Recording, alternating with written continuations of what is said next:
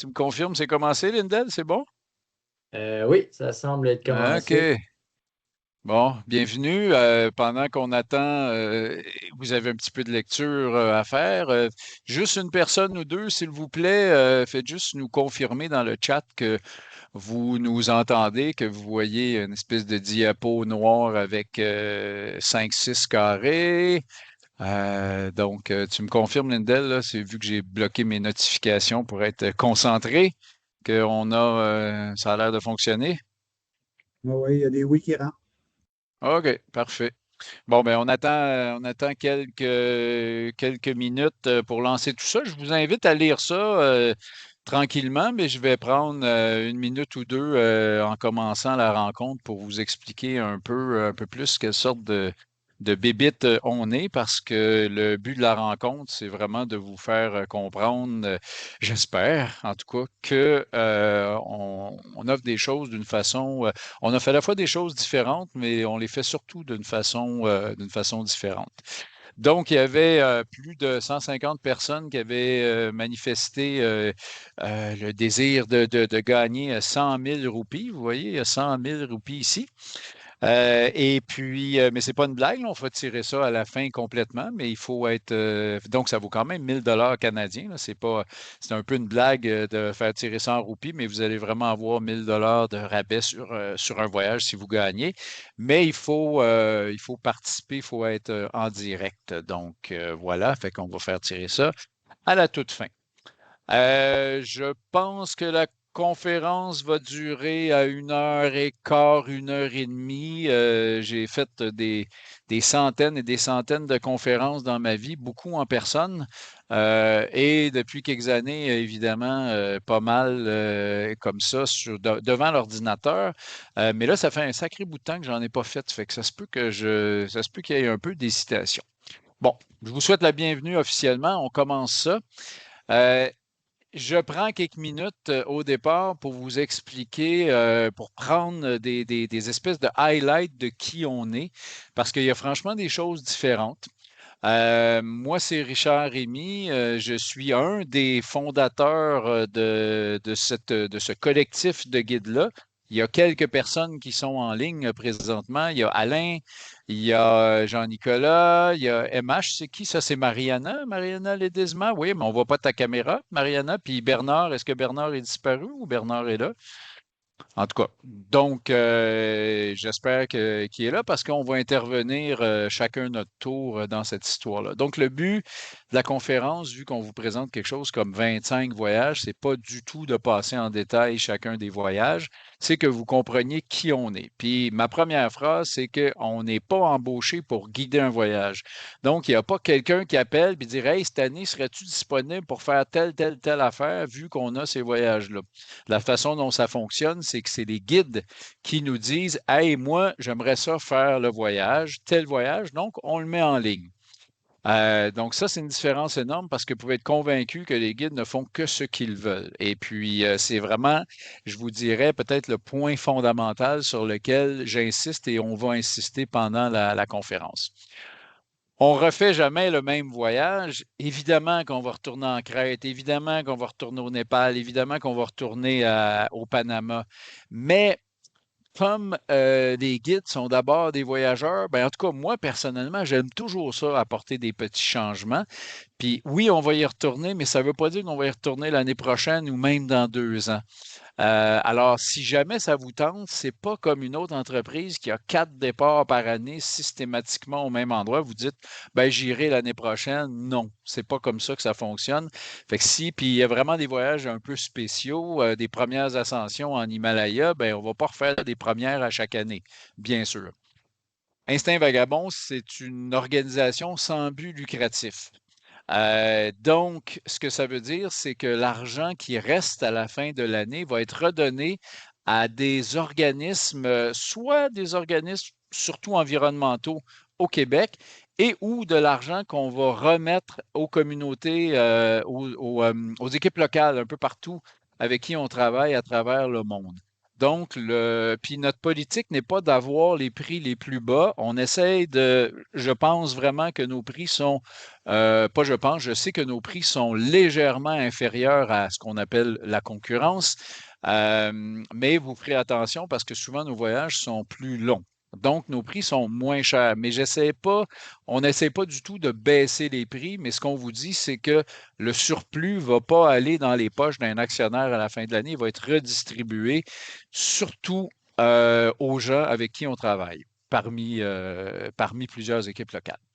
Pour assurer la qualité d'une expérience de voyage, moi, là, si j'achetais un voyage de groupe, une de mes premières questions, ou en tout cas interrogations, en tout cas, moi, comme guide, j'ai hâte à la première rencontre en personne sur le terrain pour savoir ça va ressembler à quoi la chimie du groupe.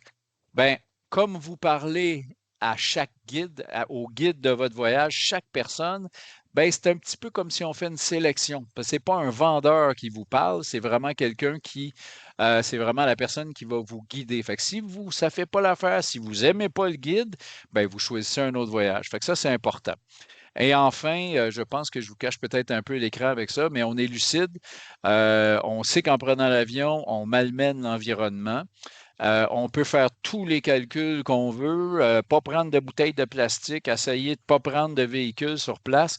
95 des dommages sont faits par le déplacement en avion. Or, la seule façon efficace de lutter contre ça, c'est de faire des voyages plus longs et d'y aller moins souvent. Nos voyages ne sont pas courts, on n'a pas de voyage de une semaine. Et puis, on étire les voyages dans ce sens où on prend souvent 2, 3, 4 jours de plus pour toutes les raisons du monde. Et comme on ne vend pas de billets d'avion, j'y reviendrai tout à l'heure, ben, à l'usage, tous les groupes qu'on a eus à date, ben, les gens arrivent soit avant ou soit après, mais ils restent plus longtemps. Fait que ça marche franchement super bien. Donc, j'arrête de parler, puis je laisse parler une autre personne qui vous présente en 1 minute et demie. C'est un petit vidéo.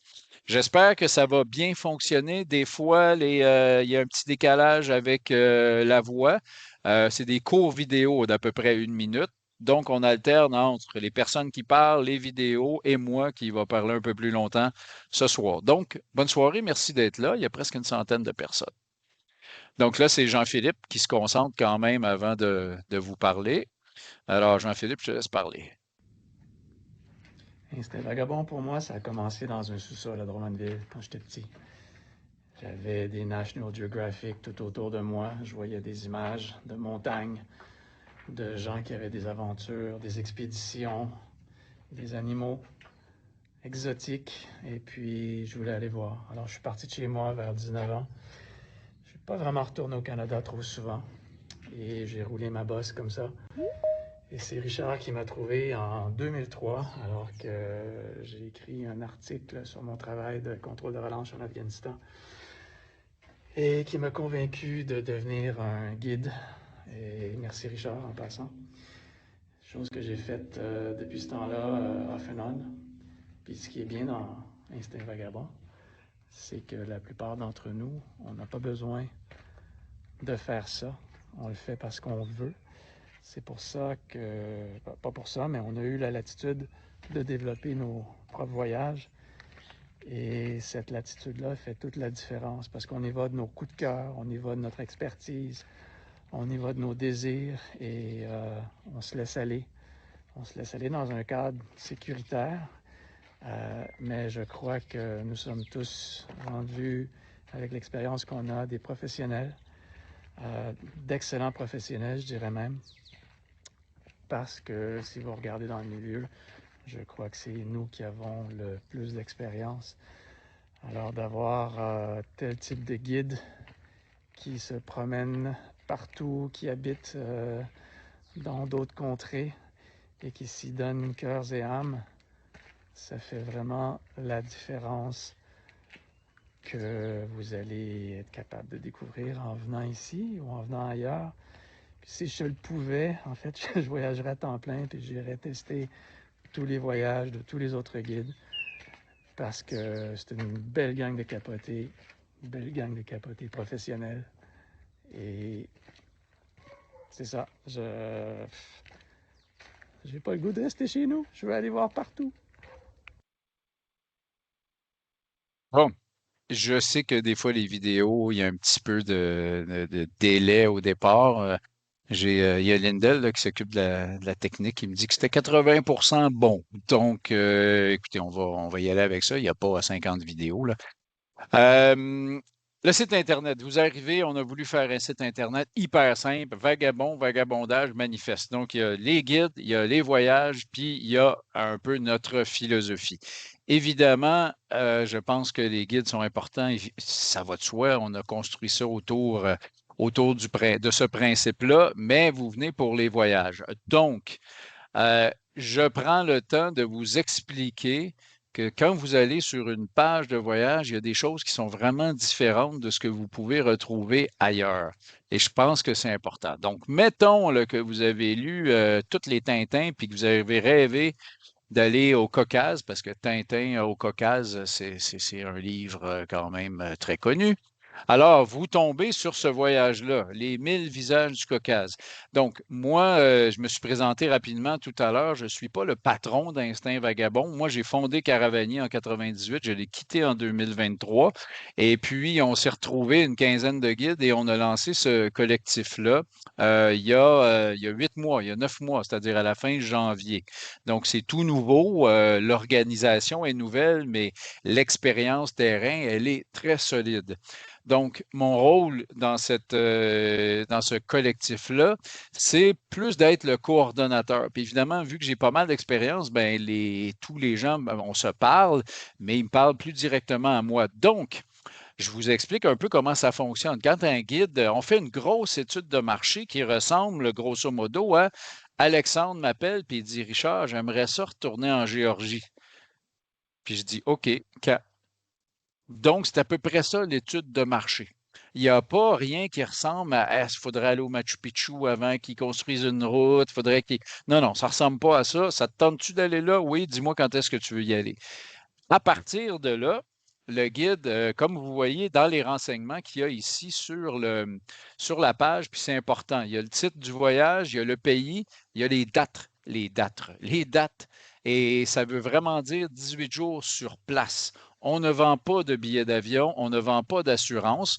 Donc, on va vous donner rendez-vous à l'endroit précis à telle date. Alors, vous devez aller chercher votre billet d'avion. Puis écoutez, on a eu quand même plusieurs groupes depuis 9 mois. Ça marche vraiment super bien. Puis comme nous autres, on est une agence de voyage, hein, soit dit en passant, évidemment, là, donc on a tous les permis et tout. La seule différence entre une OBNL, entre une agence traditionnelle et nous, c'est ce que je vous disais tantôt, l'argent ne va pas à des actionnaire, mais on est complètement ordinaire de ce côté-là. Mais on ne vend pas de billets d'avion parce que c'est pas super le fun, puis c'est facile d'aller avoir des billets d'avion. Donc, si vous allez sur le site, vous allez arriver sur la page d'accueil qui vous dit ça, imaginé et guidé par Alexandre. Après, puis là, j'ai fait exprès pour prendre des pages de différents voyages. Vous allez tout de suite arriver sur un peu de géographie. Donc là, on vous dit, puis on ne tombe pas dans des itinéraires, des choses comme ça. Là, on vous donne juste une idée rapide où on va et à quoi ça va ressembler. Je ne lis pas ça pour vous, vous irez voir. Après, là, on est sérieux. Jean-Nicolas qui est en ligne, je sais que je l'entends sacré, mais bon. Donc, comme le Même pas, je voyage. m'appelle. Ah, OK. Donc, comme le voyage repose beaucoup sur les épaules du guide, il y a plein d'avantages là-dessus. Vous allez parler au guide. C'est le guide qui va l'organiser, c'est lui qui fait les réservations. Donc, vous pouvez être assuré qu'il veut que ça soit bien fait. Puis, il n'y a pas personne sur le terrain qui va lui dire Ah, mais on ne m'avait pas dit ça. Non, non, le guide est responsable du voyage. Donc, tout de suite en partant, vous avez qui va vous guider. Puis, si ça vous intéresse, vous pouvez en connaître un peu plus sur le guide en cliquant sur le profil complet. Puis là, vous allez voir son profil. Franchement, il y a des profils très détaillés des guides. Après, et je vous dirais que c'est probablement la portion la plus importante d'une page et c'est ce que j'espère, quand vous allez parler au guide, vous allez discuter beaucoup de ça. Si moi, Alex me dit, OK, je vais aller en Géorgie, je vais dire, super, quand est-ce que tu veux y aller? Vas-y, écris il y a pas on ne fait pas réviser nos affaires par ChatGPT. Il n'y a pas aucune intelligence artificielle dans nos affaires, ce qui donne des variations dans les textes, dans le style. Et puis, on aime ça comme ça. Il n'y a pas d'affaire de tout le monde écrit de la même façon. Non. Fait qu'il y en a qui écrivent énormément. Il faut faut les ramener. Puis il y en a qui écrivent juste un peu, puis il faut les tirer. C'est ça le plaisir de travailler avec des gens un petit peu hors norme. Donc, pourquoi cette région? En fait, ma question, c'est OK, tu veux aller à telle place, tu veux aller au Groenland, mais où tu veux aller au Groenland et pourquoi? Donc, c'est ce qu'on explique là. Ensuite, vous n'avez pas, puis on a cette question-là, puis c'est normal, c'est un réflexe normal, on n'a pas d'itinéraire sur le site. Il y a plusieurs raisons là-dedans. Bon, la phrase là, la prévisibilité est pratique pour un organisateur, mais il faut annoncer les voyages un an à l'avance. Si le voyage, vous êtes capable de dire l'itinéraire un an à l'avance, on n'est plus dans l'aventure, là. Parce qu'en tout cas, moi, quand je guide, là, avec Tandy, des fois, il me dit j'ai même pas dit à l'équipe où on allait aujourd'hui parce que je sais que tu peux changer d'idée pendant la nuit. Donc, alors, ce qu'on vous dit, c'est on le sépare en 5 parties, puis on vous dit on va aller là, là, là. Il n'y a même pas, puis ça dépend des guides. On va passer 2 jours là, 3 jours là, des fois même pas.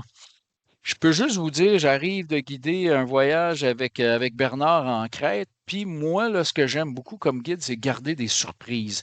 Puis je peux vous dire que les gens ont particulièrement apprécié ça. Et comme ils n'avaient pas l'itinéraire, puis ils n'avaient pas imprimé le papier, parce qu'anyway, ils n'ont pas l'itinéraire, ils se sont laissés aller. Quel plaisir! Évidemment qu'on a un itinéraire, nous autres, en tête.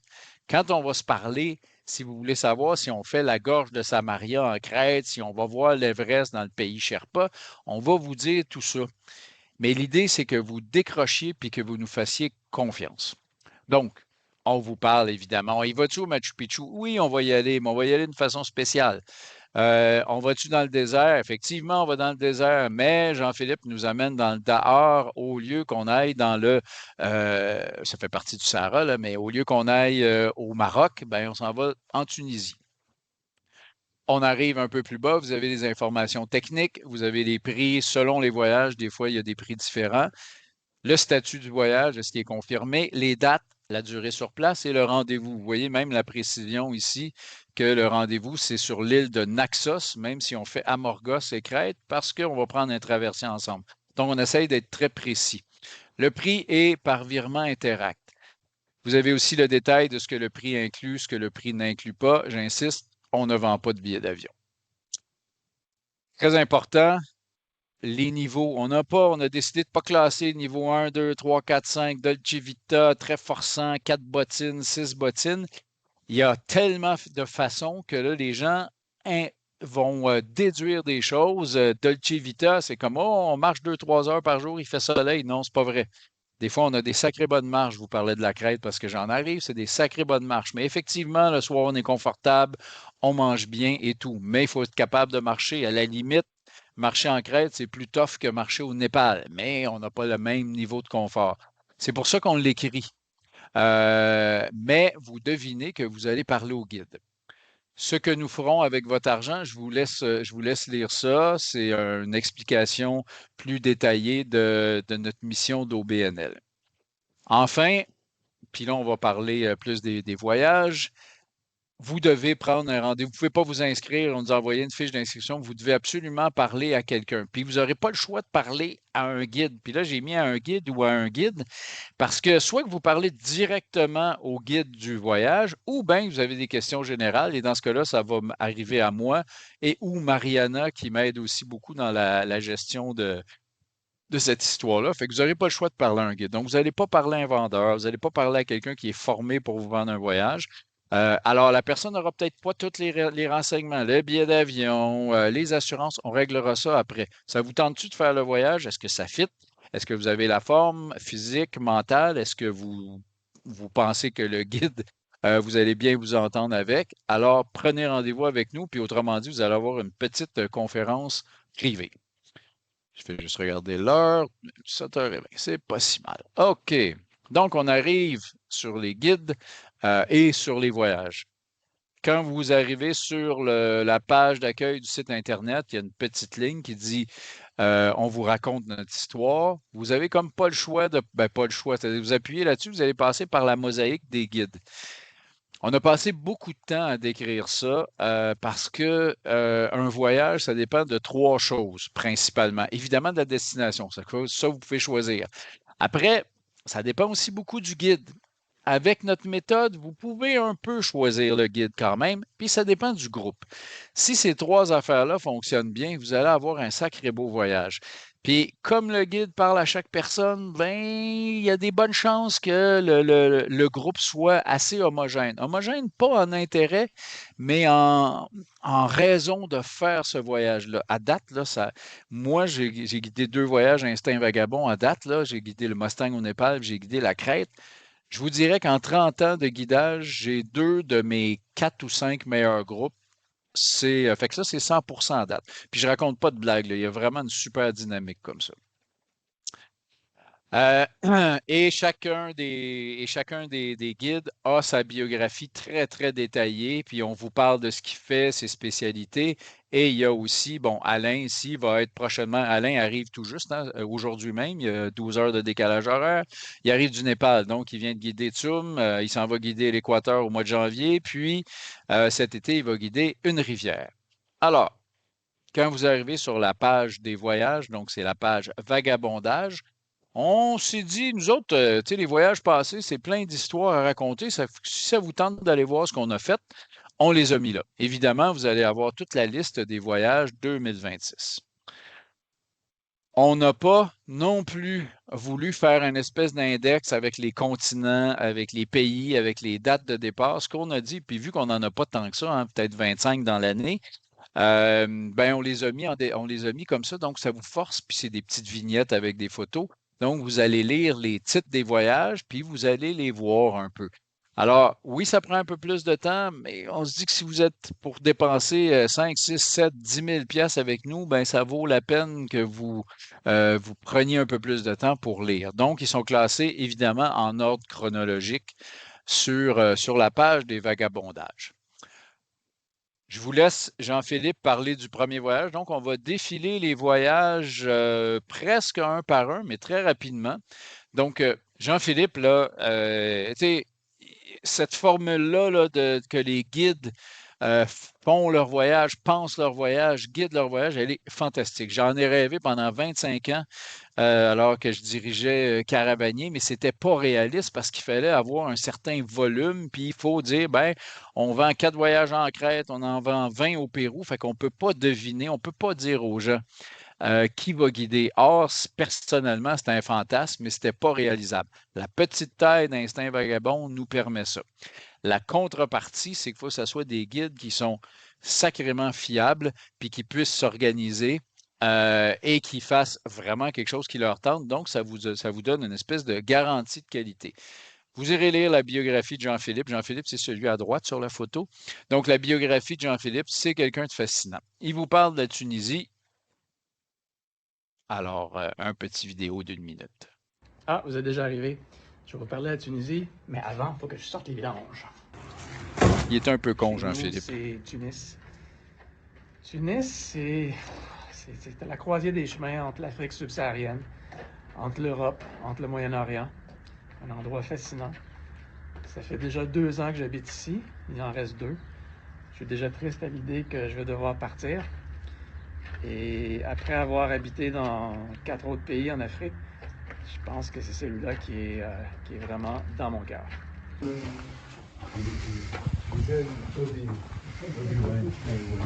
Les Tunisiens ont eu pas mal de visites au cours des derniers millénaires. Il y a les Phéniciens qui sont venus, suivis des Romains, des Byzantins, des Arabes, des Ottomans, des Français. Et puis maintenant, il y a les Québécois qui vont débarquer. Le Dahar aussi la particularité d'être situé juste à côté de la partie nord du Sahara, du Grand Erg oriental. C'est une région avec des grandes dunes, avec l'absence de toute chose qui fait son charme. et où on va pouvoir aller se perdre pendant 5 jours, essayer de comprendre comment les Berbères ont été capables de survivre dans cet environnement-là aussi. C'est un autre endroit aride où j'aimerais vous amener. De passer la nuit à la belle étoile, de sentir, plutôt de ne rien sentir, de ne rien entendre, d'être perdu. Je pense que vous allez décrocher.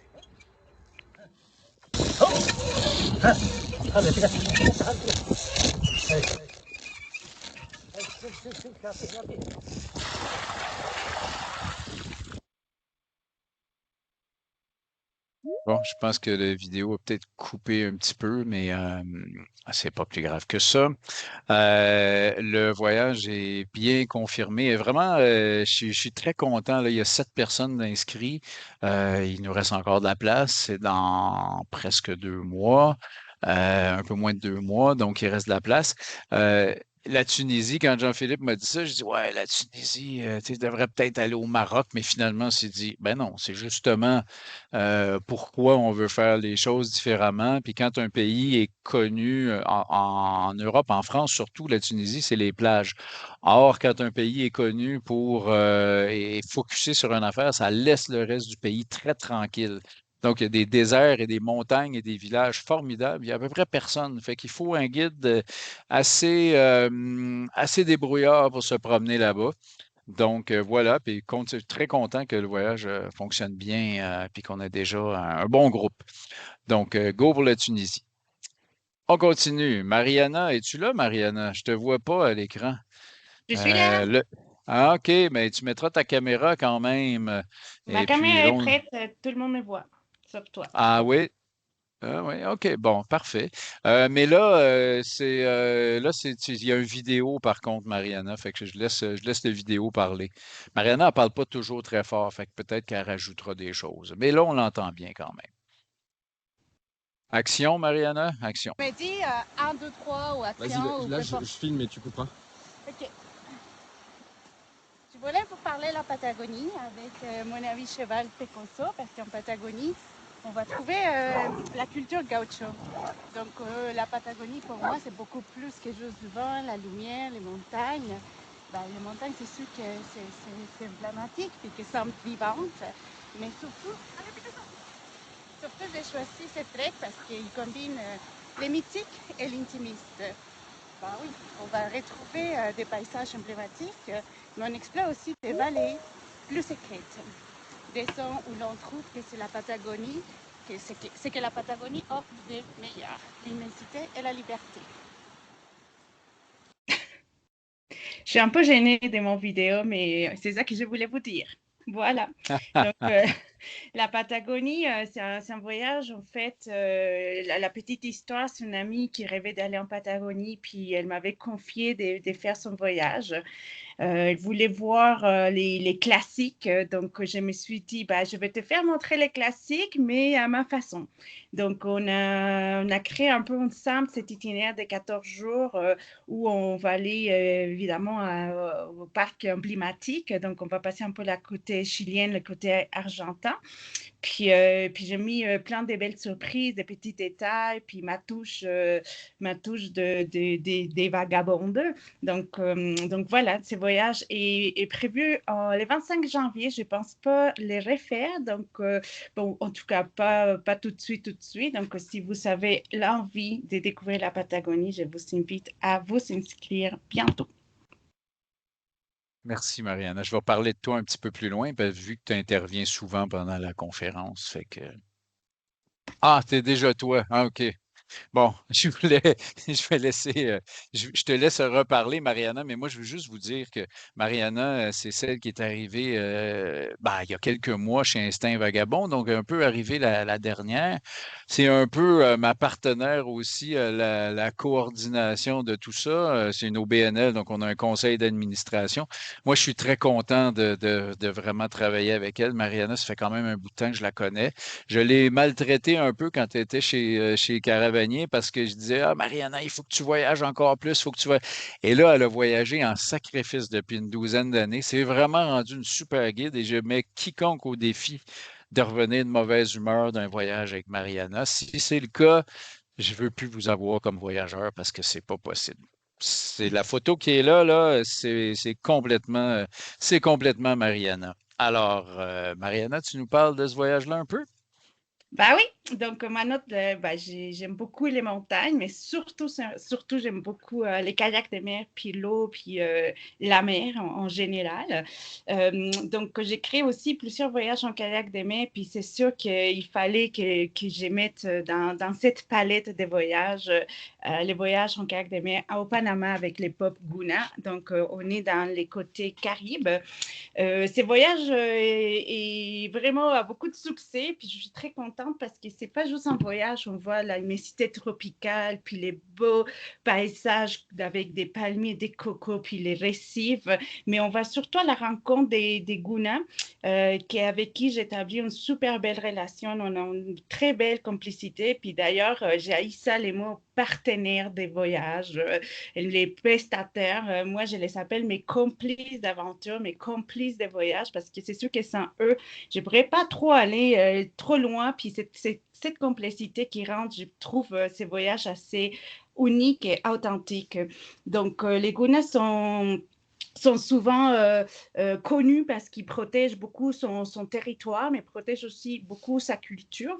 Donc, ces voyages permettent pour moi les meilleurs des tout. Nous détendre, nager, faire du kayak et aller à la rencontre de cette peuple qui est super, super intéressant et qui ça nous donne vraiment envie de retourner. Donc, j'ai fait ces voyages à plusieurs reprises. Je retourne en 2026. Le voyage est complet, mais j'ai tellement de gens qui veulent faire ce voyage qu'on a dû mettre une date en 2027. Donc, 2027, on a déjà une date, on a déjà des inscriptions. Donc c'est votre chance. C'est votre chance si vous voulez venir avec nous, puis avec les Gunas, découvrir ces magnifiques territoires. J'ai eu la chance de faire ce voyage-là avec Mariana il y a quelques années et puis c'est vraiment... on se promène d'île en île, l'eau est à 27, 28 quand il fait froid. Donc, le corail, les poissons et tout, c'est vraiment paradisiaque. On continue. Jean-Nicolas, on est passé de l'eau à 27, 28 à la neige. Photo des années 20 en 1920, ça, je pense, Jean-Nic? Quelque chose Oui, comme oui, ça? merci, Ouais. merci Richard. OK. Bon, Dans ma tu nous jeune parles de vingtaine. ça? Ouais, ça, c'est un sacré voyage, par exemple. Oui, ben, moi, j'enseigne maintenant au cégep, donc j'ai la chance de me payer un différé cet hiver. Puis, ben, c'est ça. Pour aller au Népal, j'ai pas le choix d'avoir cette chance-là. Euh, J'avais le goût d'y retourner, mais avec peut-être ceux qui ont vu les dernières images des sommets connus au Népal, c'est rendu avec des grandes files d'attente. Puis des gros sommets, j'y ai déjà goûté. C'est des grosses expéditions. J'avais le goût de quelque chose d'un peu plus petit, d'un peu plus technique, mais sans être trop technique, mais surtout quelque chose de pas connu. Puis je vous cache pas qu'on a parlé avec un guide français qui a repéré un peu la région. C'est un massif qui est à l'est des Annapurna. Puis dans cette région-là, après 3 jours d'approche, il y a l'équivalent de 4, 5, 6 sommets sur lesquels on n'a pas beaucoup d'informations qui n'ont pas été grimpées. Donc, ça peut être des premières ascensions, ça peut être surtout des découvertes, ça peut être des cols d'une vallée à l'autre qu'on va repérer. Donc, le corps du voyage, c'est de se rendre au camp de base, puis après ça, c'est un 9-10 jours à faire les ascensions que le groupe veut faire. Donc, il peut y avoir des arêtes de roche, il peut y avoir des faces un peu plus glacées, il peut y avoir des arêtes neigeuses. Donc, ça va être vraiment un voyage qui va être modulable en fonction de la météo, de l'envie des gens. Et puis, dépendamment de la taille du groupe, j'ai 2 personnes qui ont fait le Mérapic avec moi qui sont inscrites. On en veut 2 de plus pour partir. Puis avec un Sherpa d'altitude, un climbing Sherpa qu'on appelle, bien, il va avoir moyen de jouer aussi sur place, d'échanger les cordées dépendamment. Donc, c'est quand même un voyage très, très sur mesure une fois sur place, puis qui va permettre une belle liberté là, pour aller chercher les sommets. On parle entre 5005 et 6000 mètres. C'est des sommets qui sont officiellement pas sur les listes enregistrées au Népal. Le guide français qui on a parlé, ils les ont nommés parce qu'ils sont en train de cartographier, mais c'est probablement la deuxième, troisième visite dans ce coin-là, pas plus. Donc, voilà pour ceux qui ont le goût d'un peu plus d'audace, comme on a nommé le voyage. Je pense que ça peut être une belle opportunité à prendre au printemps. Donc, un 25 jours sur place, là, Katmandou. Voilà. Tu dis 2, 3 visites, mais probablement premier sur les sommets si on réussit, là, parce que ce que le Ouais, guide français nous disait, c'est on est allé se promener, mais on ne l'a pas fait. il y a une des visites qui a été avortée par, je pense, ils ont parlé d'un Tempête 2 de mètres neige. de neige ou à peu Ouais, près. ouais, Fait ouais. qu'ils sont restés au camp de base. Fait que oui, ils étaient au camp de base. Ils ont vu les sommets. On a quelques photos, mais non, les sommets sont vierges. Voilà. En 98, dans la fondation de Caravanier, Jean-Nic est arrivé quelques mois après, fait que je suis un peu plus vieux que lui, mais on a fait pas mal de voyages ensemble, on s'amusait, puis euh, à cette époque-là, on faisait des choses, évidemment, tu sais, la Concagua, il n'y avait pas tant de monde, la mode à blanc, mais Jean-Nic a été guidé la première expé commerciale, entre guillemets, sur un 8000 mètres pour une entreprise québécoise, Chapagnement. Et tout. Puis là, ben, j'en ai eu 4 enfants. Moi, j'en ai un et tout. Fait que, puis là, ben, quand on s'est retrouvés pour ce soir-là, on s'est dit, qu'est-ce que ça nous tente de faire, tu sais?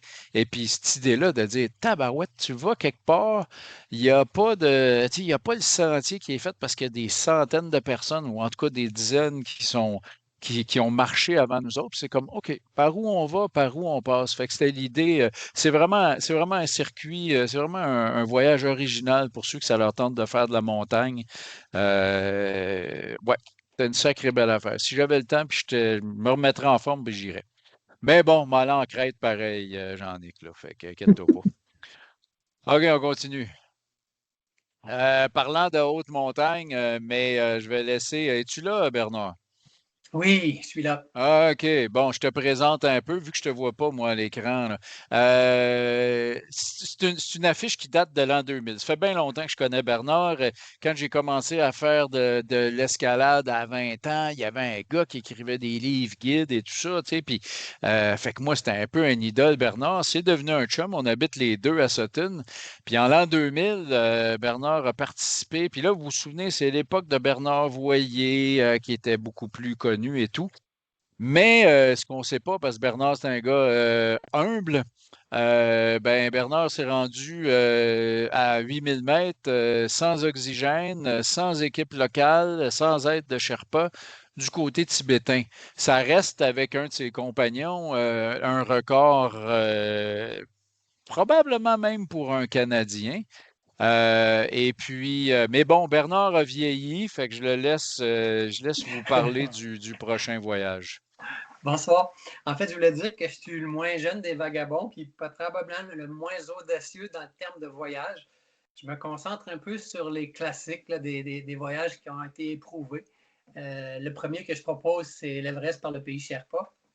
La raison principale que je veux retourner là, c'est que Richard m'avait proposé en 2016 il cherchait quelqu'un pour construire un centre communautaire. Par un long processus, c'est moi qui ai abouti à faire ce projet-là avec 15 autres travailleurs locaux. J'aimerais ça bien revoir ces gens-là, dont Tendy, qui est notre sirdar, qui est venu m'aider à finir. Alors, c'est la raison principale que je veux aller là, mais aussi pour la culture, les monastères, évidemment. Il y en a 3 par lesquels on va passer, dont celui de Thupten Choling, un monastère de nonnes principalement. Et puis aussi, on peut passer par le Pikey Peak, où on aura une vue de 8 sommets de 8000 mètres. Alors, c'est surtout ça l'intérêt. Et puis de voir l'évolution du centre communautaire qu'on a bâti en 2016, puis les rhododendrons en fleurs, parce qu'on propose de faire ça au printemps. Et puis moi, même si j'étais 5 fois, je n'ai jamais pu voir ça. Alors, c'est ce qui me motive. Ça se résume à ça, mon intérêt pour le Népal cette année. J'ajoute que c'est un circuit qu'on faisait quand même passablement. À l'époque, moi, j'ai guidé pas mal dans ce coin-là. Et pour l'anecdote, quand on a voulu développer un circuit, parce qu'on est au pied de l'Everest, mais dans les vallées un peu plus basses.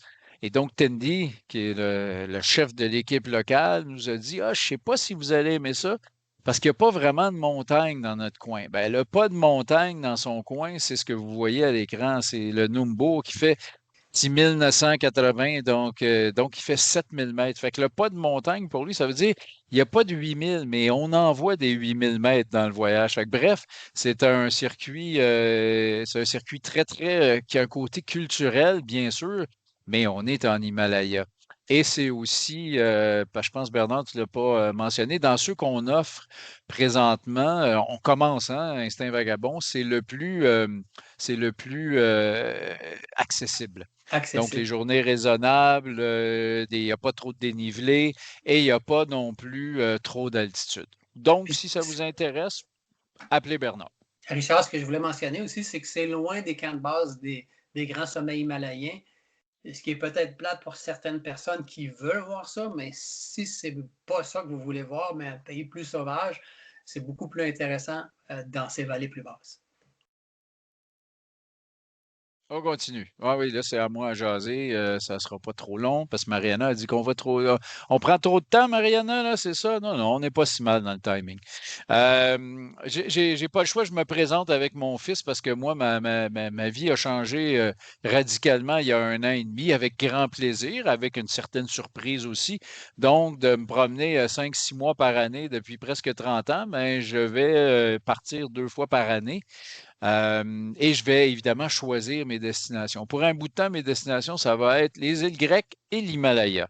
C'est quand même des choses pires. Et puis, je voulais mettre cette photo-là parce que je vous dire que j'ai un de mes dadas, c'est vraiment l'histoire. Puis ici, ben, je tenais l'été passé à montrer à mon fils le bateau qu'il y a là, c'est le Joshua. Si vous faites un peu de voile, vous savez peut-être que c'est à peu près le bateau le plus célèbre au monde, à mon avis. En tout cas, le plus intéressant, c'était le bateau de Bernard Moitessier qui a été le premier à faire le tour du monde sans escale, en solitaire. Donc, c'est vraiment un bateau. Puis, il était là à La Rochelle. Personne ne connaît ce bateau-là. C'est wow. Fait que j'ai montré ça. Mon fils connaît déjà ça. Donc, moi, au mois de mai, j'ai beaucoup guidé en Crète.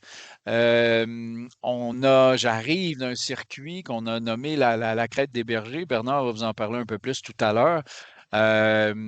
Qui est résolument un voyage de montagne.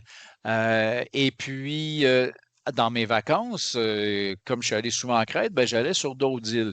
L'île que j'aime le plus, à part la Crète, parce que la Crète, c'est un monde en soi, c'est gigantesque, hein, c'est presque 400 kilomètres. C'est la petite île d'Amorgos, qui n'est pas très loin de la beaucoup trop touristique Santorini, et qui a vraiment un charme maritime particulier.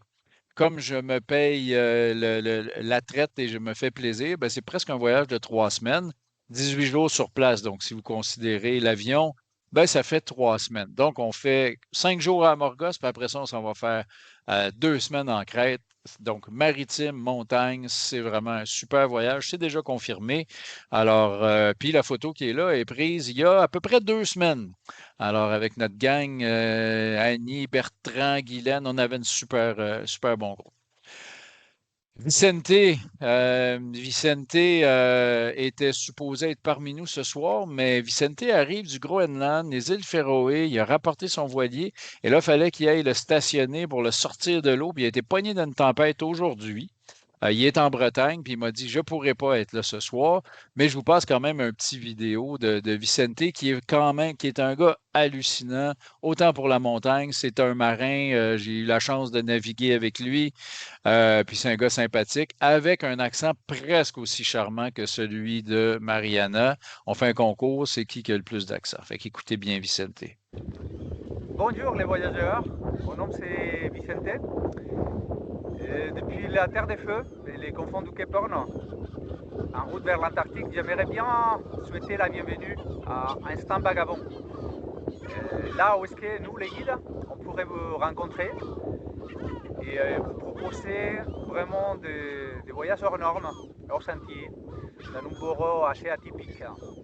Et ensemble, on pourrait accomplir les rêves de voyager aux 4 confins du monde. On vous attend. Donc, travailler avec des guides, c'est absolument fantastique, hein, parce que on parle avec des vrais voyageurs.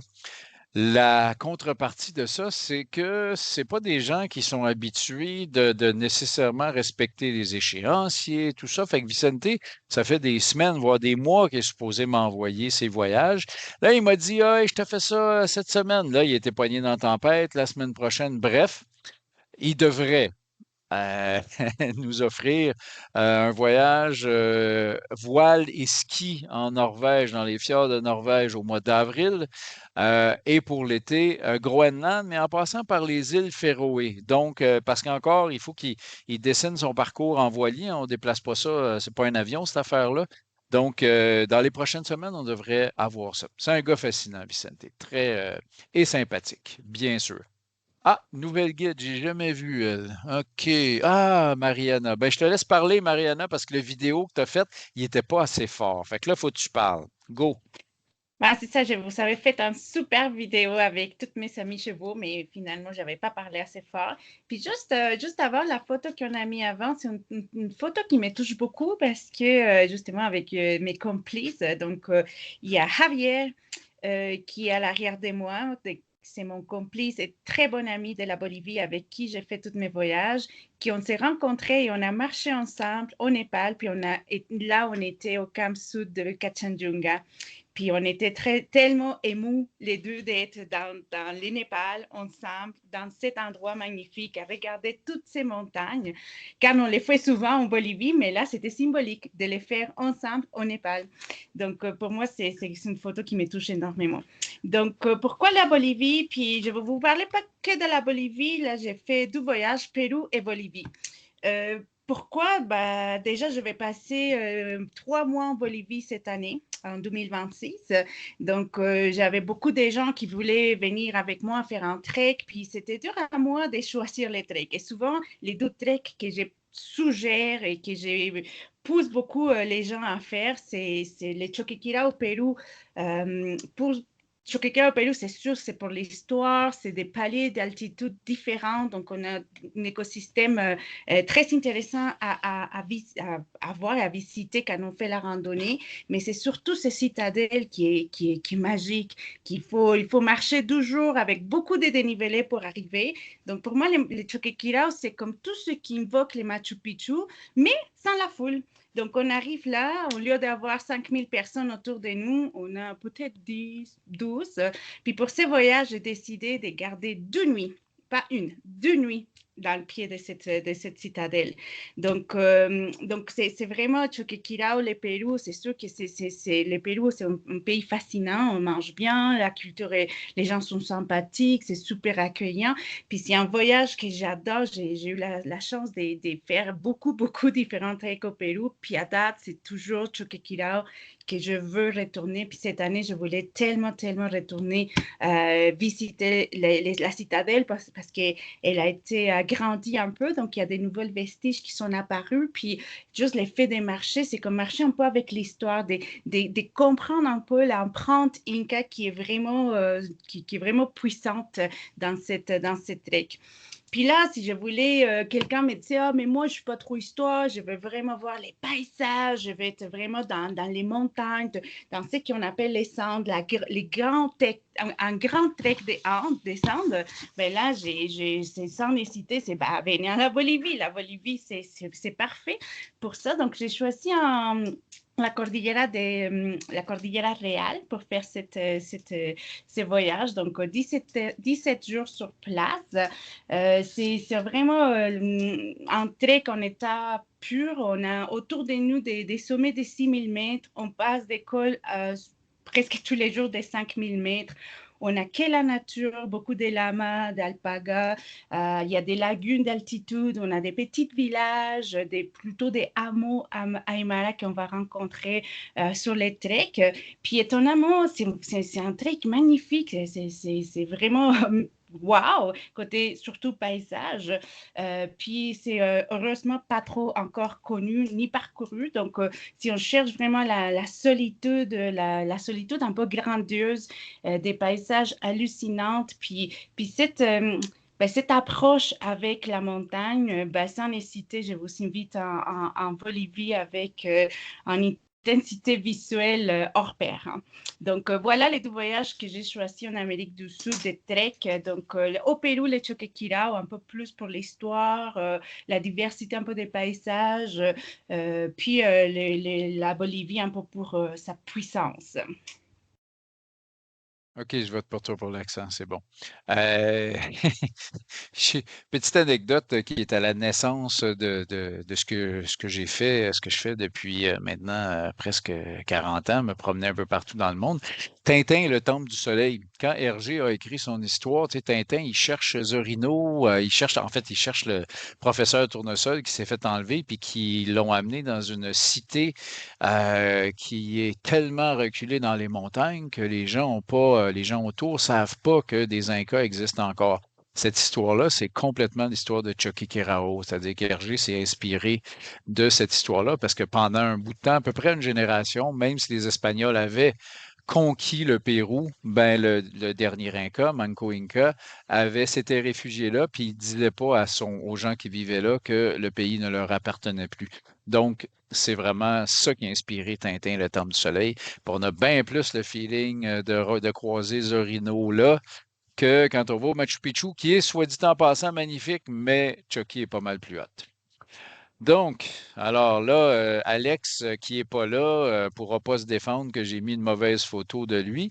Je le laisse vous parler d'une destination assez originale. L'été prochain, en juin 2026, je vous invite à venir découvrir un petit pays qui est à la croisée des chemins entre l'Europe et l'Asie. Un petit pays qui est un heureux mélange, un curieux mélange entre le monde soviétique, le monde occidental, et qui a des relents médiévaux, bien encore aujourd'hui. Un petit pays qui s'appelle la Géorgie. Si vous me connaissez, vous savez que c'est un des endroits qui m'ont le plus marqué. C'est vraiment un pays qui ont des paysages qui sont magnifiques. C'est ce qui m'avait été vanté la première fois que j'y suis allé. Mais j'y suis retourné pour son peuple, les Géorgiens, qui ont une culture phénoménale. Ils ont leur propre langue, ils ont leur propre alphabet qui ressemble à rien du tout. Ils ont aussi inventé le vin qui leur permet de recevoir comme il se doit les étrangers et les visiteurs. C'est un peuple qui est très, très chaleureux. J'ai envie de vous amener là-bas parce que c'est un pays qui, pour moi, a été vraiment un coup de cœur à travers mes voyages, mes années de vagabondage. Et oui, les montagnes sont magnifiques. Oui, c'est ce qu'on va découvrir, mais j'espère qu'on va aussi être capable d'aller chercher ce contact local-là dans les montagnes, dans les villages. On va randonner à tous les jours, ou presque. Il va y avoir quelques journées de repos, mais on va se promener sinon presque tous les jours pendant 2 semaines. On va visiter 2 régions différentes. En 2017, avec mon amoureuse, j'ai traversé le pays à pied parce que je voulais en voir un maximum. J'étais fasciné par la Géorgie. Puis, ce que je vous propose cette fois-ci, avec le voyage, c'est un mélange entre une région qui est plus touristique, qui est incontournable, mais où nécessairement on ne sera pas les seuls, et puis une autre région qui est beaucoup moins connue, où il n'y a tout simplement pas d'auberge dans lesquelles on peut dormir. Donc, pour la fin du voyage, on va être en camping avec une équipe locale qui vont traîner nos sacs sur des chevaux. Si vous voulez voir à quoi ça ressemble, la Géorgie, ses montagnes, ses collines vertes, ses rivières, ses sommets enneigés avec les glaciers, ces petits villages avec les tours médiévales, je vous invite à aller voir sur notre site. J'ai écrit un texte pour parler un peu du voyage. Et puis, si vous voulez plus de détails, n'hésitez pas à nous écrire, ça va me faire plaisir de vous en parler. J'espère qu'on va pouvoir s'y croiser. Il y a déjà plusieurs personnes d'inscrites, mais il reste des places. Donc, si ça vous intéresse, écrivez-nous. Ça va être vraiment une expérience inoubliable. Quand Alex dit que c'est une portion un peu plus touristique, on s'entend qu'aller faire du trek en montagne en Géorgie, croiser un groupe ou deux, c'est ce qu'a de la définition de tourisme, de quelque chose de touristique. Alex, c'est quelqu'un de très particulier. C'est pas mal le plus jeune de la gang. Et puis, donc, c'est peut-être la relève, le jeune vagabond. On en a d'autres, des jeunes vagabonds qui s'en viennent, là. J'en rencontre dans les prochaines semaines. petite anecdote intéressante. Moi, quand je reçois un CV d'un gars qui dit je suis parti en 2013, puis j'ai été obligé de revenir au Québec en 2020 à cause de la pandémie, je trouve ça franchement intéressant. On pourrait longuement parler de ce qu'il faut pour être guide. Est-ce qu'il faut suivre des cours? Est-ce qu'il faut... mais moi, je pense que le nombre de visas puis le nombre d'étampes qu'il y a dans ton passeport, c'est pas mal le meilleur CV qu'on peut avoir. Après ça, faut que ça nous tente de guider des gens. Mais Alex, moi, je me suis promené avec Alex au Monténégro puis au Népal, puis c'est vraiment... Il y a un bac en philosophie en plus. Bref, c'est un gars sacrément intéressant. Alors, je vous souhaite de voyager avec lui. Alors là, Marie-Josée n'est pas avec nous, mais je sais qu'elle écoute, elle va trouver ça drôle parce que, tu sais, c'est pas une photo de Marie-Josée, si vous vous en doutez quand même, mais Marie aime beaucoup le froid, c'est quelqu'un d'extrêmement renseigné, je sais qu'elle lit la presse à tous les matins. Marie, c'est quelqu'un de rare, on aimerait ça qu'elle guide plus, elle a déjà guidé presque à temps plein, là, elle guide beaucoup moins, je la laisse vous parler, mais il faut en profiter parce que c'est une des expertes overall, mais dans certaines régions. Donc, petit mot de Marie. Alors, bonjour voyageurs. Je sais qu'il y a des vagabonds qui vont vous faire une super présentation d'eux, là, les pieds dans le sable, chaud, sur une plage de Basse-Californie, ou avec des sommets de l'Himalaya là, en arrière-plan. Moi, je vous fais ça en direct de novembre, ici sur la pointe gaspésienne, chez moi. Peut-être présentation rapide en fait de mes expériences professionnelles. J'ai travaillé une vingtaine d'années pour une autre entreprise du Québec à guider des voyages un peu partout, là, dans peut-être une vingtaine de pays, avec des skis dans mes pieds, des bottes, une pagaie dans mes mains, dans le cas d'expédition de kayak de mer. Je me suis occupée aussi beaucoup de logistique, de renseigner les voyageurs, de faire des conférences voyage pour renseigner les gens, les préparer aussi aux voyages qui s'en venaient pour eux. Depuis 4 ans maintenant, je suis enseignante à temps plein au Cégep de Gaspé, au programme d'attestation d'études collégiales pour former des futurs guides en tourisme d'aventure. Très beau projet qui me garde en lien avec voilà, ce qui me nourrit, ce que j'aime. D'être sur le terrain, d'être en nature, d'être dans l'environnement, puis aussi beaucoup le partage, les rencontres aussi que je retrouvais dans les voyages, mais d'avoir tout cet échange-là avec les étudiants, je trouve ça très, très formateur, nourrissant pour moi aussi. Les vagabonds, pour moi, ben, c'est une façon de continuer à pouvoir guider. Occasionnellement, choisir la petite perle de voyage que j'ai envie de faire chaque année, de le faire avec des gens que j'aime, que j'estime, que j'admire, qui partagent mes valeurs. Voilà. Donc, je vous souhaite une belle année de voyage à tous. Merci.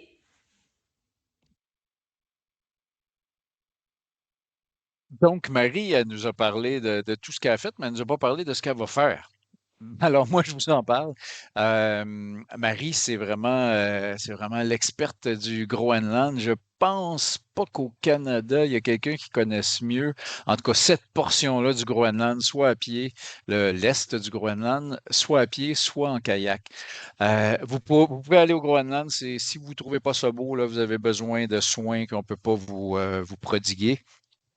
Il y a des endroits qui se suffisent presque par eux-mêmes, mais ça serait dommage parce que là, vous avez, il y en a plusieurs qui vendent des voyages au Groenland, mais aller au Groenland avec Marie-Josée, c'est une expérience. Elle a sa maison là-bas. Elle a rénové une maison, on l'appelle l'ours. Donc, elle est chez elle, elle a ses entrées dans le village, le petit village de Kouloussouk, 250 personnes qui la connaissent. Vous avez vu à quoi elle ressemble, fait que donc elle passe pas inaperçue, bien sûr. Alors, je vous souhaite vraiment d'aller au Groenland. Il y a déjà plusieurs inscriptions. En fait, je pense qu'il y a 3 ou 4 inscrits, puis elle prend seulement 8 personnes. Fait que si ça vous tente, attendez pas trop longtemps, ça va se remplir. Salut Alain, t'es là? T'es-tu dans le coin? Alors, Alain, capitaine, mon capitaine, vous vous souvenez de ce film-là? La Société des poètes a disparu. Moi, je voudrais juste vous dire, ça fait longtemps que je connais Alain. Peut-être que c'est celui que je connais depuis le plus longtemps. On était à l'université ensemble, puis là, ça commence à faire un bout. Quand il y a des conventums, ils nous mettent dans une pièce avec des vieux monsieur, je ne sais pas pourquoi. Et puis, donc, ça fait longtemps que je connais Alain. Et j'ai eu la chance, il n'y a pas si longtemps, d'apprendre à faire du canot avec lui. C'est un grand maître du canot. Il a descendu des rivières tout seul pendant des semaines, des mois. Il fait encore ça régulièrement, 40 quelques jours sur une rivière cet été. Je lui laisse. T'es là, Alain? Oui, effectivement, je suis là. Ah, OK. Fait que je te laisse nous parler de ton voyage de cet été. Tu Bon, arrives ben, du super. Népal, là. Merci d'être là. Tu as 12 heures de décalage. Bonne nuit après. Oui, merci. Fait qu'effectivement, j'ai juste d'arriver du Népal. Donc, on a fait un beau petit voyage dans la vallée de Tsum et les Ganesh. Là, ça a été super intéressant. Il n'y avait personne dans le coin là-bas, ça fait qu'on s'est bien amusé. Puis, en fait, en janvier aussi, ben, je m'en vais faire l'Équateur. Ça fait qu'on va faire les montagnes d'Équateur, les sommets, des randonnées, des choses comme ça. Puis là, ben, on arrive à l'été. Puis à l'été, ben, j'aimerais retourner sur le Nani. Je suis allé il y a à peu près 25 ans, un petit peu plus. On avait passé 40 jours, puis c'est ça, on avait fait la rivière, beaucoup de rando, des choses comme ça. Puis là, ben, j'aimerais bien, c'est ça, au bout de 25 ans, je me suis dit, c'est peut-être la rivière qui m'a impressionné le plus au niveau des paysages. Fait que je me disais que c'était peut-être un temps pour y aller, ça m'intéresserait beaucoup. Donc, on ferait une autre petite rivière, là, la Broken Skull, avant de tomber dans l'Anani. Fait que l'Anani, on va se retrouver au nord des chutes. Qui sont là. Et puis après ça, ben, après les chutes, ben, on enfile les canyons. Ça fait que, comme je dis, c'est des super beaux paysages. J'aimerais ça y retourner. Puis si ça marche pas, ça marche pas. Mais sinon, ça devrait être intéressant. Ça fait que. Et voilà. Fait que je sais qu'il y a des gens qui m'ont écrit. Je vais vous répondre là, dans les prochains jours. Comme je vous dis, je viens juste d'arriver du Népal. Là. Ça fait que j'étais parti pour 2 mois et demi. Ça fait que c'est ça. Donc, en espérant ben, vous voir sur l'eau cet été. Puis, on verra ce que ça va donner. Puis, et voilà. Ça fait que je vous souhaite un bon, ben ça, un bon temps des fêtes qui s'en vient, bonne réflexion, puis bon voyage l'année prochaine. Si vous avez jamais fait de voyage de canot, ces espèces, il y a peu de disciplines sur une grande rivière comme ça qu'on a en Amérique qui nous permettent de sentir vraiment l'immensité. Puis, c'est cool de faire ça avec Alain parce que quand tu regardes Alain, tu fais comme, OK, moi, je pensais que je savais pagayer. Mais c'était pas le cas. Comme avec Vicente sur un voilier, je pensais que je savais faire un peu de voile, mais la réponse, c'est non. Merci, Alain. Ben, Ah, Jean-Nic, quand même. T'es-tu parti, Jean-Nic, ou t'es là? Ben là, je m'en allais là, je pense que, hein, tout est OK. dit. Bon, ça, c'est peut-être c'est peut-être une photo que j'ai prise au Groenland. Je vous ai dit que je m'étais promené avec Jean-Nic à une coupe de place. Mais dernier endroit où je suis allé, on a guidé ensemble un groupe en 2018, 2019, je me souviens pas trop. Fait 2019. que là, on traverse une rivière. Fait que Jean-Nicolas, quand même, c'est le gars sérieux parce que vous voyez le bâton qu'il y a dans le dos, c'est quand même une carabine parce qu'il y a des ours polaires. Mais il comptait sur le canard pour les faire fuir. Alors, si vous voulez rire dans un voyage avec Jean-Nic, c'est pas pire. Fait que Jean-Nic, je te laisse parler de ça. Yes. Ben, je vais sûrement amener le canard parce qu'aux Anscars, on va peut-être en avoir de besoin. C'est une En région, effet. les Anscars, pour ceux qui ne connaissent pas, c'est dans le nord-ouest de l'Inde. Vraiment, c'est ce qu'on appelle le Petit Tibet. Euh, Très isolé, très sauvage. Puis la rivière Zanskar, en fait, c'est une ancienne caravane de beurre qui est maintenant avec une route. Au début, on l'avait fait en hiver, parce qu'on marchait vraiment sur la rivière gelée. Mais là, pendant l'été, dans les montagnes, donc plus sur le côté, on est capable de suivre cette région-là là, à travers, ben, vous voyez là, des eaux qui sont turquoises et lacs d'altitude autour de 4800 mètres. Et puis des cols à 5000 mètres, c'est sauvage. La possibilité de faire un sommet aussi, si les gens sont intéressés, de 6000 mètres. Et puis tout ça, ben, ça baigne dans la culture bouddhiste qui est dans le nord. Tout le monde, on pense qu'en Inde, c'est uniquement hindouiste, mais c'est vraiment un monde, comme on dit, le Petit Tibet, là, très, très bouddhiste. Beaucoup de temples qui datent, là, Richard, tu me corrigeras, là, mais on est dans les 1400, 1500 ans à peu près, avec les peintures encore originales à certains endroits. Je ne suis pas un gars qui est très ferré en histoire, en culture. C'est pas mon dada, mais je rentre là puis je suis capable d'avoir les larmes aux yeux. C'est vraiment des monastères qui sont incroyables. On est capable de rentrer, d'avoir des contacts avec les moines qui habitent là, qui vont nous inviter pour prendre le thé avec eux, de faire la prière matinale quand on est chanceux. Fait que ceux qui veulent avoir une idée de l'Asie, c'est pendant l'été. Donc, le Népal que j'offre au printemps, ben là, c'est printemps-automne. Ça, c'est vraiment une chance qu'on peut aller là pendant l'été. Et puis, ceux qui veulent vraiment voir l'Inde plus connue, ben, on passe évidemment par Delhi. Mais je pense que le Zanskar, ça vaut vraiment un détour là, pour un endroit là, perdu, sauvage, en altitude. Euh, voilà, ça vaut la peine. Puis, laissez-vous pas leurrer par les compagnies qui vous disent qu'on va suivre les routes des nomades, parce que les derniers nomades que j'ai vus, ils étaient en 4x4 et leur iPhone était probablement plus récent que le mien. Oui, ils ont encore leur troupeau, mais quand on vend la vie des nomades d'autrefois, il ne faut pas se cacher, ça va changer un peu. Donc, c'est pas ce qu'on vous vend là-bas, mais ça va être vraiment un trek là, hors du commun. Voilà. À l'été, C'est en fin juillet. Je vous fin dis tout de juillet, suite, ouais. ça se peut que les dates changent. Richard, il faut qu'on se parle, ça se peut que ça se devance un peu d'une semaine. OK, pas trop parce que les rivières vont être trop hautes. Euh, j'ai une petite note comme ça. Si vous avez juste l'été de disponible et que vous voulez vivre quelque chose en Himalaya, vous ne pouvez pas aller n'importe où. Il faut que vous alliez absolument au nord de l'Himalaya pour que la mousson soit arrêtée au sud. Et donc, le Zanskar et le Ladakh, c'est ça. Puis au niveau géologique, c'est un des endroits les plus fascinants du monde parce qu'on voit vraiment le continent indien qui frappe l'Asie et puis qui soulève l'Himalaya. Fait on voit même à un endroit, on voit 6 chaînes de montagnes différentes. Fait que c'est un endroit fascinant. Puis c'est complètement bouddhiste, hein. Ça a beau faire partie de l'Inde, mais on est bien plus proche du Tibet et du Népal que de l'Inde. Alors, endroit fascinant que j'ai eu la chance de visiter aussi quelques fois. Bon, Mariana, allez, go! Ben, j'espère que tu n'es pas si tanné de moi, là. Ben, c'est ça, l'Afrique, j'adore l'Afrique. Je pratique la danse africaine depuis déjà presque 10 ans ou plus. Mariana a 75 ans en passant, là. Ça n'a pas l'air, mais fait que. Puis je suis allée à Madagascar, puis je garde encore ça m'a tellement marqué la biodiversité, la diversité qu'il y a à cette grande île. Donc, c'est comme c'est simple chez les vagabondes. Où tu veux aller, Mariana? Ben, je vais aller un peu partout. Donc, j'ai mis plusieurs voyages.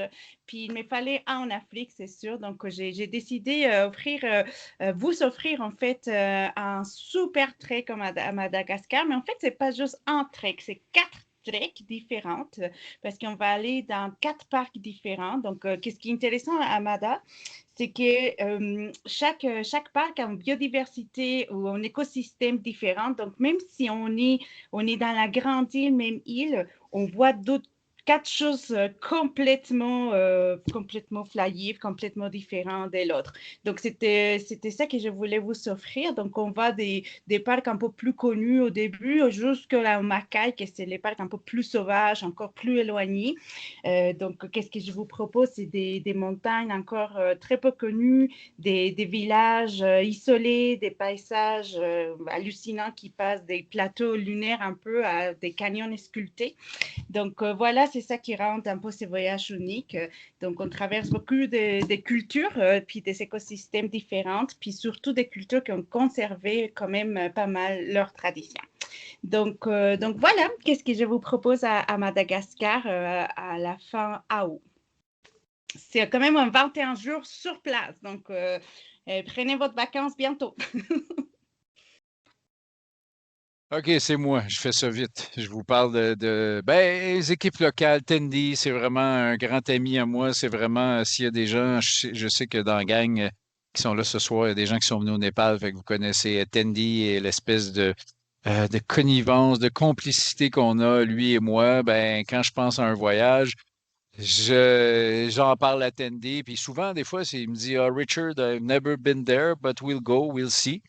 Alors, voyage déjà confirmé, qui n'est pas complet, mais qui va l'être bientôt. J'ai eu la chance d'aller au Népal une trentaine de fois. Et puis, cette petite portion-là, en fait, je suis déjà allé au Kanchenjunga 2 fois. Mon chien s'appelle Kanchenjunga. En fait, on l'appelle Junga. J'ai eu un autre chien avant qui s'appelait Makalu.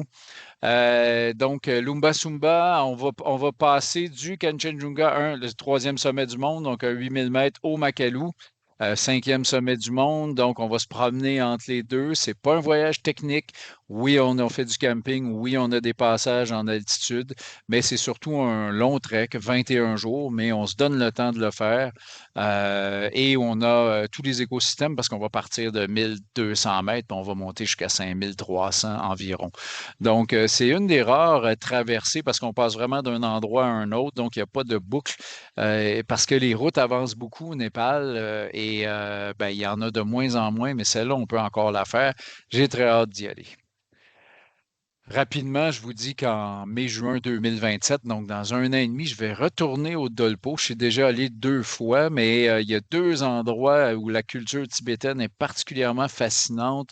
Au Népal, évidemment, la culture tibétaine est fascinante au Tibet aussi, mais les impératifs de la Chine font en sorte qu'on ne peut pas aller n'importe où. Delphine est capable d'y aller, mais bref, moi, je veux retourner au Dolpo. Ici, vous avez le lac de Fuxumdo, qui est un lac qui est la photo en dit très peu. Puis en fait, vous voyez même à droite, tu sais, des fois, je dis aux gens, quand vous achetez un anorak, prenez-les rouges ou jaunes, là, ça fait une différence parce que sur la photo, vous voyez à l'extrémité, il y a quelqu'un là, donc petit sentier en balcon. Fait que j'ai déjà du monde même pour ça aussi dans un an et demi. Et puis, voyage qu'on va sûrement faire aussi en 2027. L'Everest, là, à toute la gang, on a dû y aller 50 fois à peu près. Fait qu'on ne l'offrait pas. Il y a Bernard avec le pays Sherpa où on a des super belles vues sur l'Everest. Mais là, il y a un col. Puis là, on a envoyé un Sherpa voir, puis ça passe. En fait, c'est juste qu'il faut trouver le chemin parce qu'il n'y a pas vraiment de sentier. Fait qu'il faut prendre un Yakman, un gars de la place, qui nous montre la place, mais c'est pas si difficile. Donc, c'est un col qui est au-delà du Renjo, Chola et tout ça. Fait que bref, allez là, puis arriver par en arrière du Showoyu, qui est un autre 8000 mètres, arriver au lac de Gokyo, ben ça nous tente. Fait qu'on va y retourner. Et puis, on a ça sur notre site Internet. C'est des amis français, une petite entreprise de la grosseur de ce qu'on va être dans 3-4 ans peut-être. Donc, Tamera, quelques centaines de voyageurs par année avec un gars qui, pour moi, est une référence en Himalaya, David Ducoing, que j'en profite pour le remercier pour beaucoup des photos qui sont sur notre site. Et puis, ils nous ont appelés et ils nous ont dit, hey, on a 2 personnes qui voudraient faire la traversée intégrale du Népal, 133 jours de marche. 133 jours de le voyage, il y a des jours off. Alors, tu sais, mettez Compostelle, plus Appalachian Trail, plus le Great Divide, mettez tout ça ensemble, ça ne peut pas être aussi grand. Bref, on l'annonce parce que c'est complètement flyé puis ça fait partie de notre nature. Donc, traversée du Népal. Là, on est parti de l'Himalaya, on redescend un peu. Bernard, tu es là? Parle-nous de ça. Quelle photo hallucinante. Hein? La photo a été prise il y a 3 semaines, à peu près, quelque chose de même, 3-4 semaines. Là, merci à Félix-Antoine. À toi. S'il est là. Merci à Félix-Antoine pour cette photo-là, s'il est là. Alors, il était il y a 2 semaines, puis ça, c'est en fait un nouvel endroit. Pendant une première semaine, on a fait un repérage avec Richard pour trouver 3 nouvelles randonnées qu'on a intégrées tout de suite dans les 2 semaines suivantes avec nos voyageurs.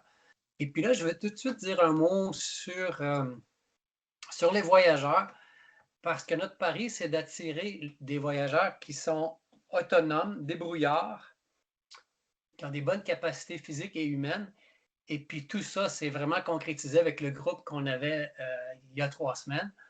Un groupe extraordinaire. Alors, moi, c'est un des aspects, les aspects humains qui m'intéressent énormément, cette dynamique d'un groupe agréable à travailler avec. Puis une espèce de tribu, une famille, moi, que je sens beaucoup avec tous les autres vagabonds, mais que je vous dirais qui existe aussi avec les voyageurs. C'est assez commun, les points d'intérêt puis la façon de voyager. Alors ça, c'est très, très agréable.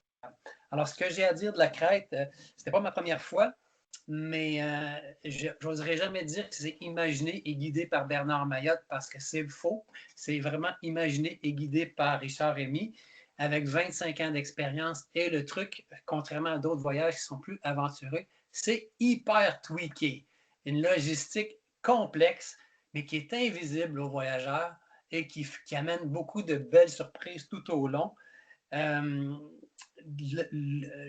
La crête des bergers, c'est très agréable en compagnie d'Antonis, qui est l'équivalent de Tendi au Népal. La crête sans Antonis, ce ne serait pas la même chose. On a vraiment un homme qui était berger de 5 à 15 ans, qui a fait le fromage, qui a marché derrière l'âne pour faire l'huile d'olive. Et c'est assez extraordinaire quand on se retrouve derrière des vieux moulins comme ça, entendre les choses. Tout à l'heure, Richard parlait un peu de la géologie du Zanskar, mais le Zanskar n'a rien envié à la crête, qui est aussi une collision de plaques tectoniques avec des montagnes qui dépassent les 2000 mètres et plus de centaines de gorges vraiment magnifiques, dont la fameuse gorge de Samaria. Et là, un petit peu comme Jean-Nicolas, je n'oserais pas embarquer dans les grands souliers d'historien de Richard, mais quand même, je vais devoir vous tenter de vous passer des connaissances, dont les Minoens, une société hyper avancée, il y a 1500 ans avant Jésus-Christ, qui est restée la plus avancée pendant 3000 ans. Ça a pris la Renaissance en 1492 pour avoir des civilisations aussi avancées que les Minoens. Alors, c'est fantastique, ils étaient sur cette île-là. Après ça, on parlera des Vénitiens puis de la Deuxième Guerre mondiale. Et puis, je pense que, ouais, je pense qu'on va goûter de la bonne huile d'olive, possiblement aussi. Ça se peut qu'il y en ait un petit peu partout, incluant dans nos lunchs. Alors, je vous souhaite, ce que j'espère vous voir dans ce voyage-là, c'est vraiment un peu une Dolce Vita quand même. Ce n'est pas un voyage le plus difficile, mais au niveau physique, attention, il y a de la caillasse, c'est du caillou. C'est pas de la marche facile, mais c'est des beaux défis très, très bien récompensés à chaque fin de journée. Je fais juste préciser qu'on a la crête au mois d'octobre, c'est 2 semaines, puis au mois de mai, c'est 3 semaines avec l'île d'Amorgos. Fait que c'est 2 versions d'un voyage dans les îles grecques. On achève, on va faire tirer très bientôt le 100 000 roupies. Mais il faut quand même que il y en a sûrement là, qui regardent ça et qui disent ah oui, je sais c'est qui. Delphine. Là, j'ai mis Instinct Vagabond en gros à côté d'elle. S'il y a quelqu'un qui correspond à la définition, c'est bien elle. Là, ça fait 10 jours, j'essaie de la rejoindre. Dire, Delphine, peux-tu nous faire un petit vidéo? Je rejoins tout le monde. Vicente sur son voilier, Jean-Philippe en route vers Alain qui se promène. Mais Delphine, elle, a décidé qu'elle ne checkait pas ses mails depuis une semaine et tout. Bref, c'est quelqu'un d'absolument fascinant. Si vous avez voyagé avec elle, qui est capable, entre guillemets, de vendre des voyages, parce que c'est ça qui est arrivé à la rive du Tibet et du Bhoutan. Elle a vendu un voyage au Tibet où on n'a jamais fait une description du voyage, où on n'a jamais mis un prix. On a fini par mettre un prix, mais il y avait des gens qui ont dit, garde, moi, je veux y aller. Puis finalement, on a mis un prix, puis on a dit, garde, on met un prix, puis on verra si on rentre dedans ou pas. Puis je ne le sais toujours pas à l'heure où on se parle. Fait que ça, c'est Delphine. Donc, c'est vraiment une nomade, une vagabonde, quelqu'un de fascinant. C'est certain qu'elle ne fera jamais des voyages ordinaires. Là, elle arrive du Bhoutan parce qu'après le Tibet, elle est retournée au Bhoutan. Je dis retourner parce qu'elle y a vécu à peu près 2 ans. Elle enseignait l'anglais à temps partiel, puis elle se promenait un peu partout. Et là, elle nous a dit, puis on a rencontré un super guide bhoutanais, anecdotiquement, à Sutton, qui est venu me rencontrer ici. Donc, Delphine était avec lui pour le dernier mois. Ils se sont promenés un peu partout. On ne va pas être dans un grand trek himalayen, non, on va être dans plusieurs petites, je dis des petits treks, il n'y a rien de petit en Himalaya, mais où on va aller dans des vallées reculées, aller voir, il y a des peuples vraiment fascinants pour des raisons géologiques au Bhoutan. Donc, attendez-vous à un voyage à la Delphine. On devrait avoir des nouvelles dans les prochaines semaines. Et puis, pour 2027, ben, Delphine arrive du Kham au Tibet.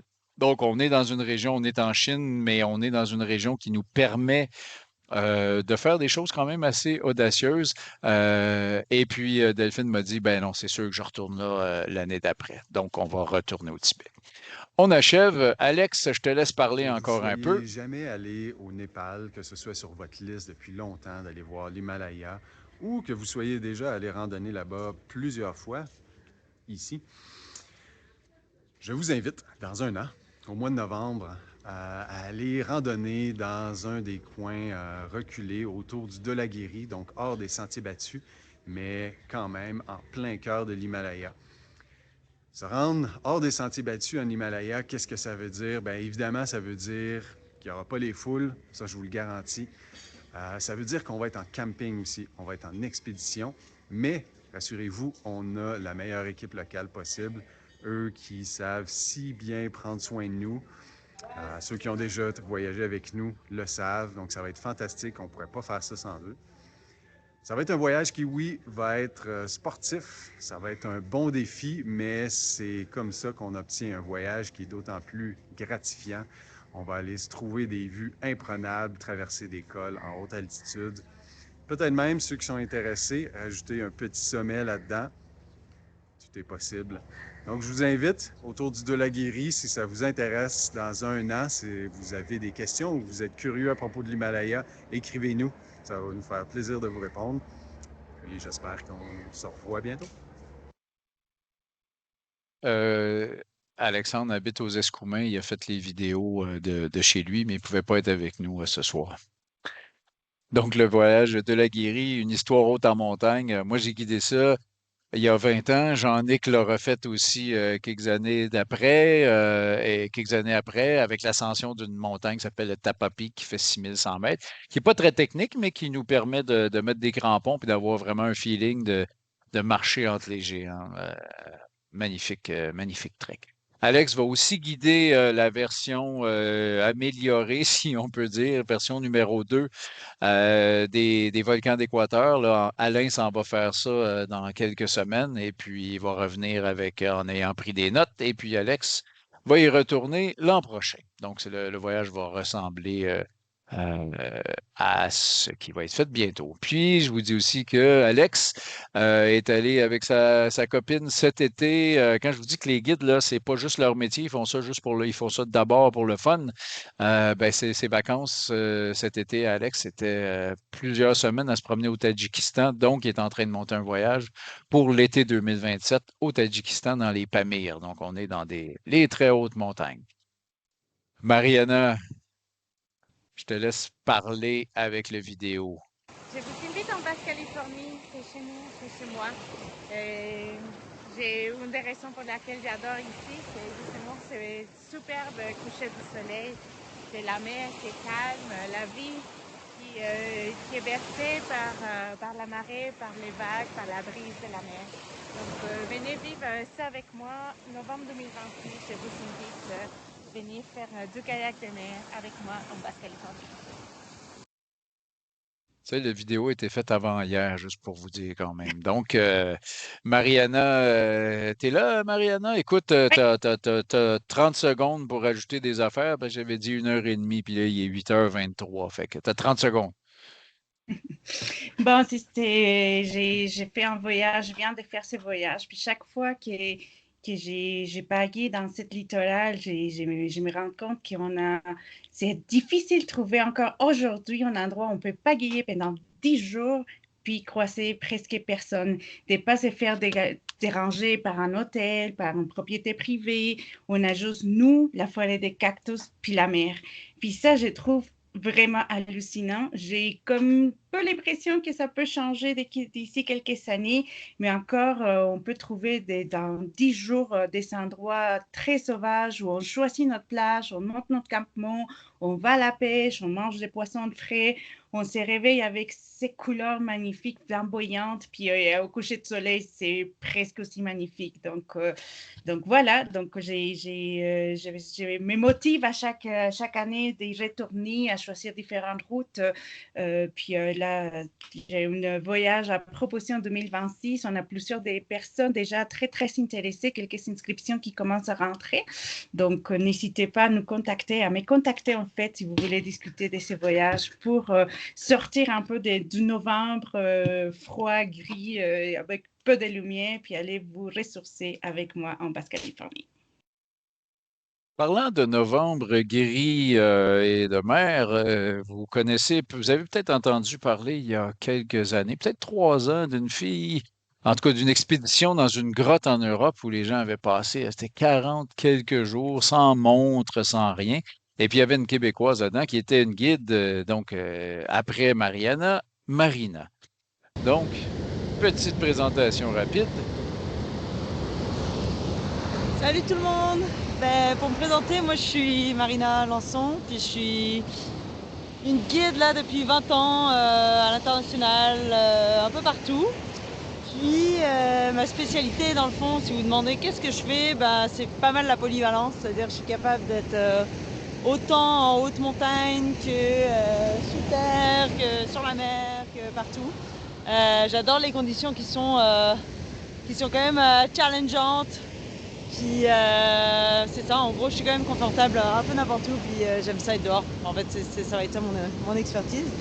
Puis ce que j'aime beaucoup dans Instinct Vagabond, en fait, c'est vraiment qu'on peut inventer nos voyages, puis reguider finalement pour le plaisir. C'est-à-dire que on a tous d'autres emplois, mais c'est ça, c'est quand même une belle opportunité là qu'on a de pouvoir créer vraiment les livres courts à notre imaginaire, puis dans le fond, vous emmener dans des places vraiment qui nous font triper et partager un peu nos expertises. Voilà, j'ai hâte de vous rencontrer. Wouhou!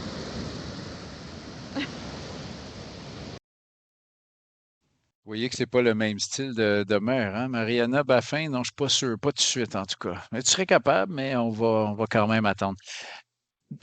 Marina va guider avec Alexandre en mars-avril 2027. C'est pas un projet, là, c'est confirmé, ça marche, là. Donc, dans un an et demi, un voyage en terre de Baffin. Puis quelque part, c'est là où notre histoire a commencé. Personnellement, j'ai fait ce voyage-là 3 fois et je l'ai fait en 95. Et en 95, le magazine Espace venait juste de sortir, puis on s'est retrouvé sur la page couverture du deuxième numéro. Donc, je termine la conférence quasiment avec ce qui a lancé un peu l'histoire quand même du voyage aventure au Québec, c'est-à-dire, je dis pas que je suis le pionnier là-dedans, mais j'en ai fait quelques-unes. Puis mon premier voyage guidé, ça a été Baffin. Fait que je suis très content que Alex et Marina reprennent pas exactement le même voyage, mais un peu dans le coin parce que c'est quand même un endroit fascinant. Je vous laisse avec un petit vidéo, et puis parlant de timing, il est 8h28, avec un vidéo qui dure à peu près 10 secondes. Je trouve qu'il exprime bien qui on est. C'est encore Mariana, mais elle ne me l'a pas envoyé pour que je vous le montre, mais elle me l'a envoyé, puis j'ai dit, je ne peux pas ne pas le mettre. Je le repasserai une deuxième fois. Regardez bien, c'est vraiment magique. Après ça, on fait tirer le 100 000 roupies, puis on répond à vos questions. Voilà le petit vidéo. Regardez bien ça.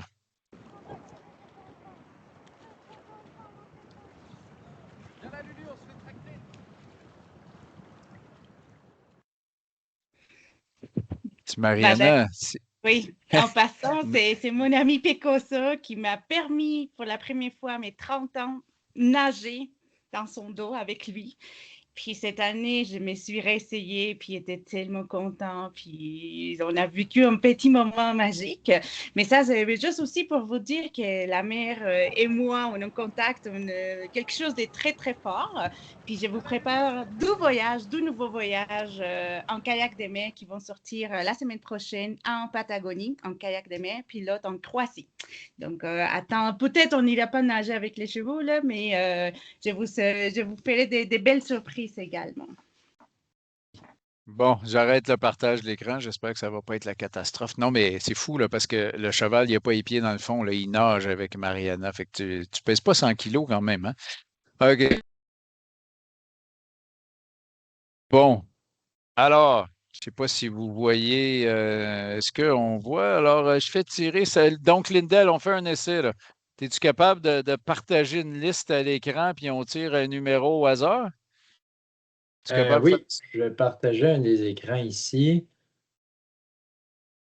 Que tout le monde puisse voir. On ne triche pas. OK. Ouais. Donc, ici, à gauche, j'ai la liste des participants à gauche qui va du numéro 2 dans le fond jusqu'au numéro 101. Je sais qu'il y a peut-être quelques personnes qui ont quitté, mais s'ils ne sont pas là puis ils ne répondent pas dans le clavardage, on va le savoir. Puis j'ai la roue qui va de 2 à 101, donc les mêmes chiffres, puis on va faire tourner ça quand tu es prêt, là, Richard. OK, go. Je peux-tu choisir? Non, c'est ça. C'est bon. Go. Go, vas-y. OK. Ouais. Ah oui.